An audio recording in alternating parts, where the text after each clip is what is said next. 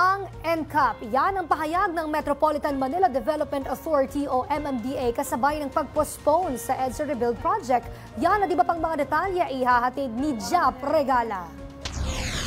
Bilang pakikiisa sa mga kapatid nating Muslim sa Eid al-Adha o Feast of Sacrifice, inanunsyo ng Metropolitan Manila Development Authority o MMDA na suspendido ang pagpapatupad ng number coding scheme sa darating na Biyernes. Batay sa inilabas na Proclamation No. 911, idineklara bilang regular holiday ang nasabing petsa. Paalala naman ng MMDA sa mga motorista, planuhin ang ruta ng mga biyahe at siguraduhing sumusunod sa batas trapiko. Samantala, tuloy pa rin ang pag-iimplementa ng No Contact Apprehension Policy o NCAP kahit suspendido ang EDSA Rebuild Project.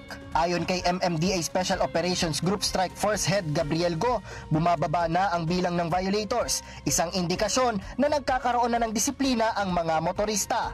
Dagdag pa niya, hindi lang din ito simpleng paghuli sa mga lumalabag sa batas trapiko, kundi isang instrumento rin upang maturuan ng tamang disiplina ang mga motorista. Binigyang diin din ni Go na may mga traffic enforcers pa rin nakadeploy sa NCR, kaya tuloy-tuloy pa rin ang physical apprehensions, lalo na't mayroong issue ng pagtakip ng mga plaka upang hindi mahuli. Isinumite na ni Go sa Land Transportation Office o LTO ang mga dokumentong naglalaman ng mga litrato ng motoristang tinatakpan at tinatago ang kanilang plaka. Posibleng maharap sila sa iba't ibang parusa gaya ng pagkakakulong mula 6 na buwan hanggang 2 taon at multang hindi tataas sa 10,000. Para sa totoong balita sa Bagong Pilipinas, Jap Regala, Congress News.